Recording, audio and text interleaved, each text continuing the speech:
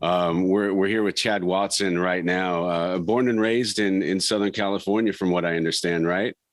True indeed. Yes, sir, man. Glad to be here. A hometown guy. And where are you right now? We're right outside the studio on a little patio. It's a nice day out. So I figure, we take advantage of it. It's not too hot, not too cold today. As an independent artist, is your studio does it double as your apartment type of thing? Yeah, well, basically it's right under. It's like a hollowed out basement type of joint. So yeah, exactly. It's connected.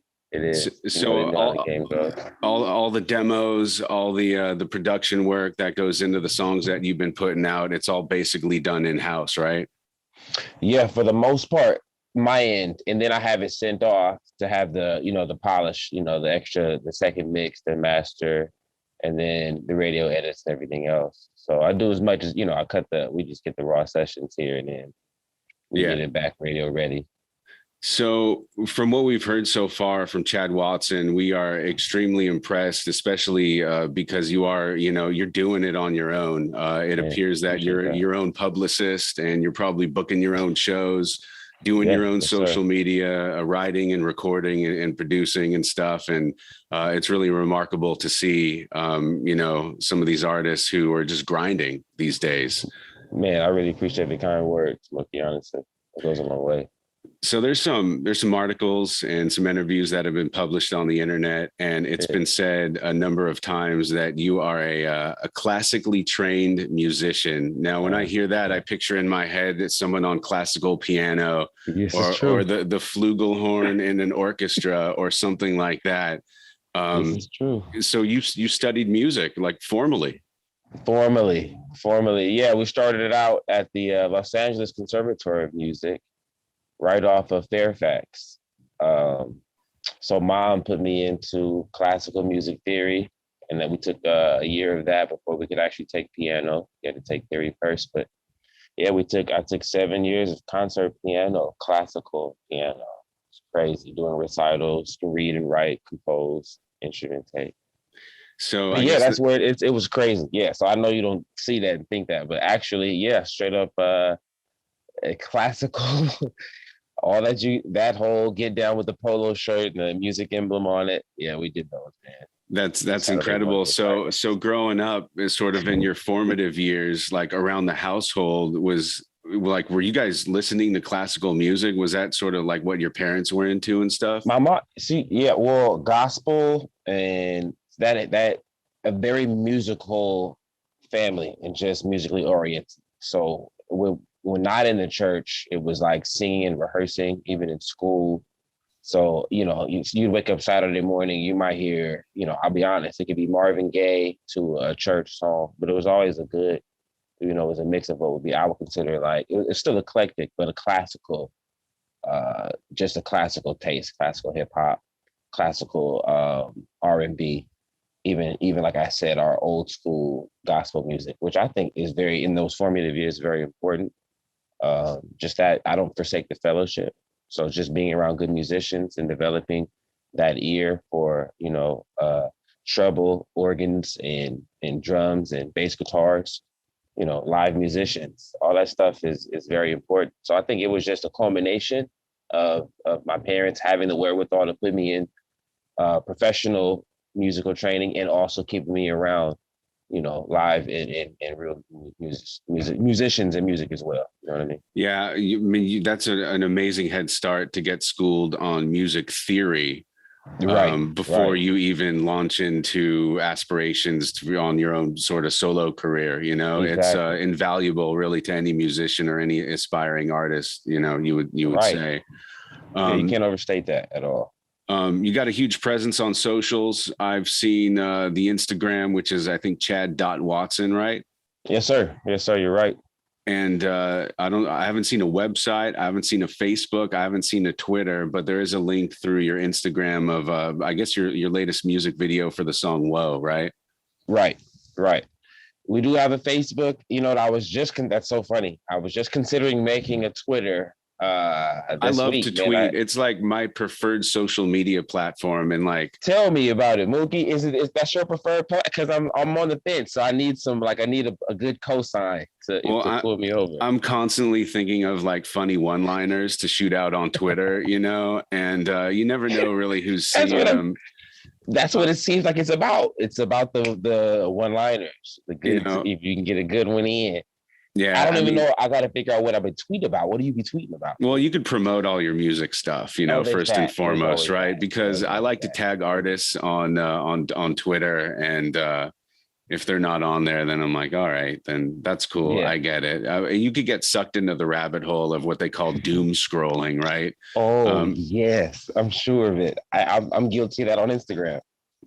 I just get um, knee deep. no, I know. At what point did you really want to, dive in head first to become a solo artist?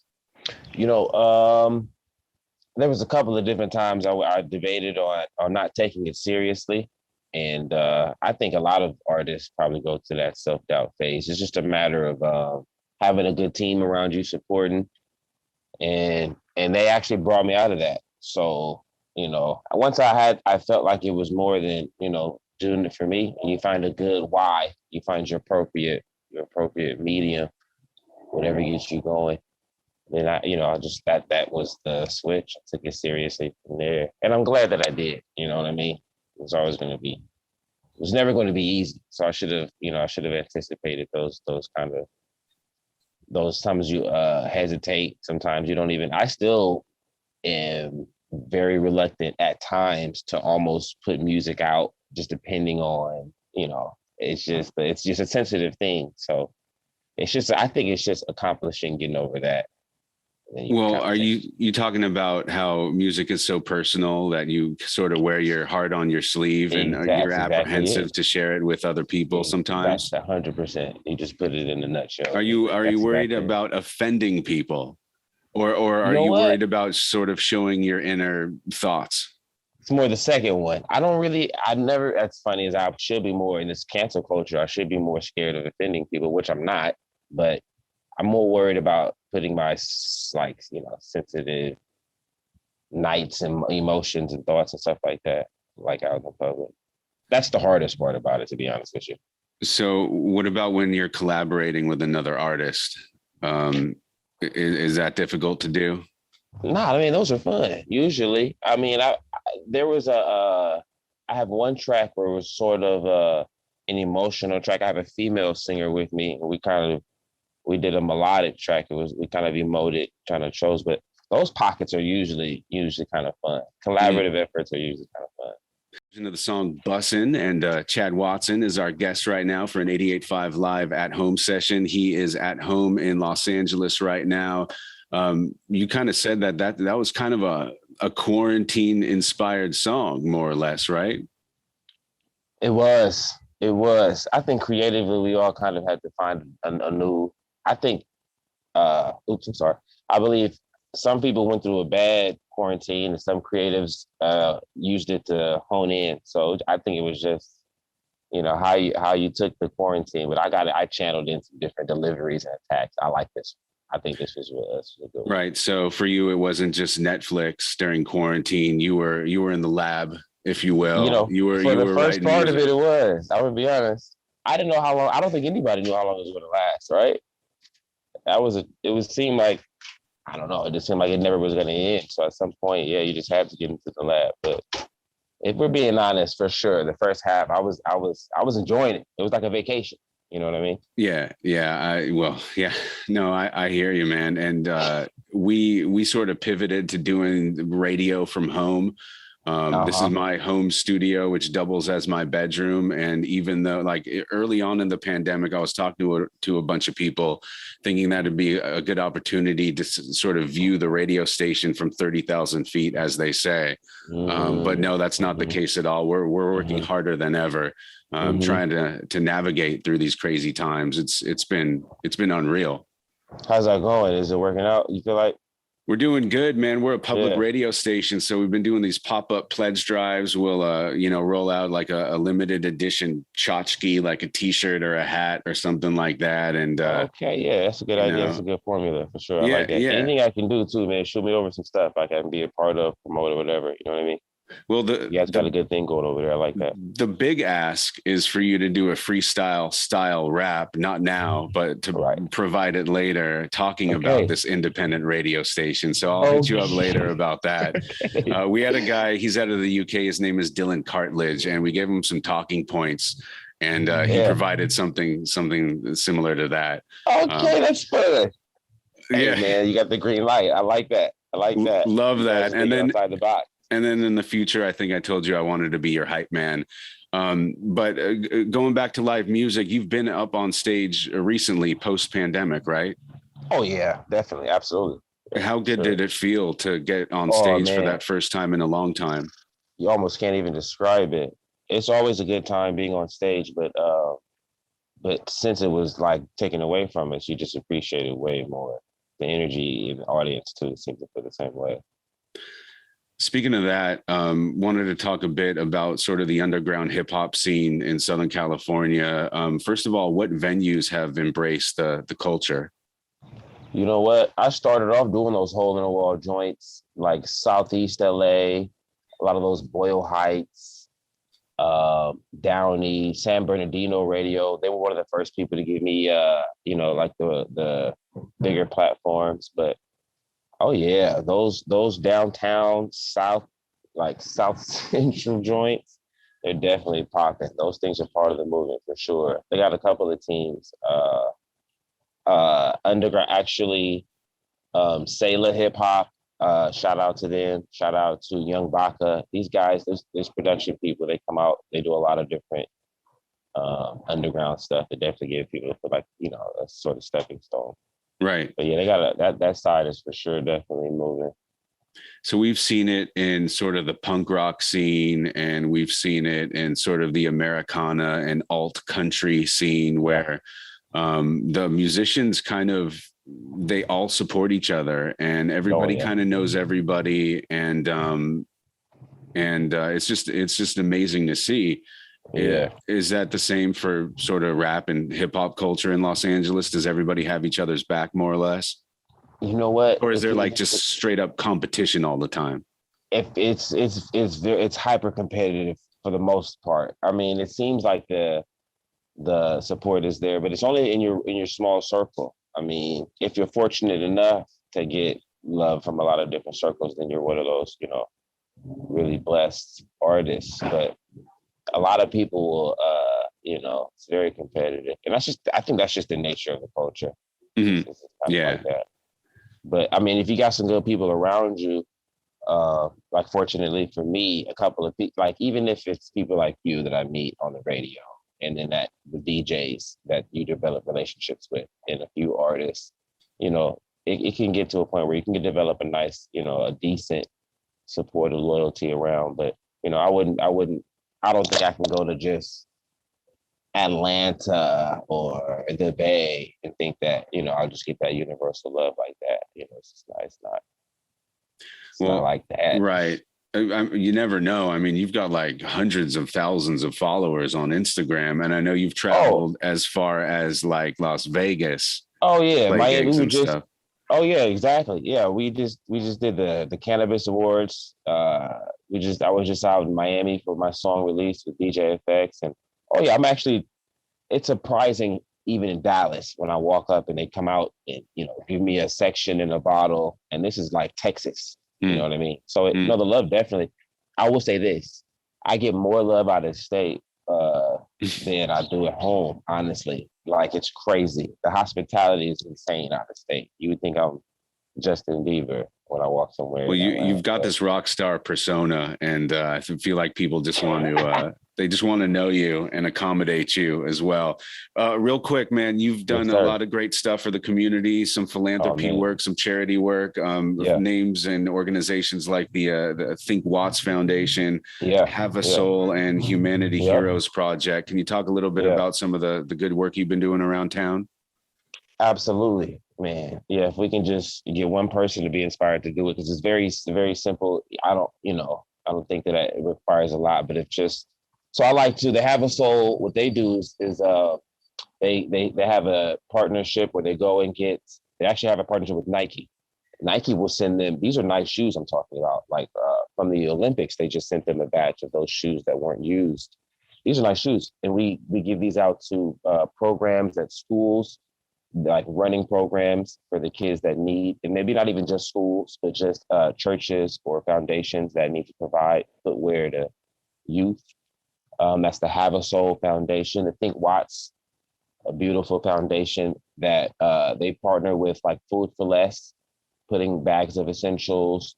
I went over to Nickerson Gardens and we were able to give out bags to families. It comes, vitamins, canned goods, essentials, things like that. And lastly, the Humanity Heroes Project.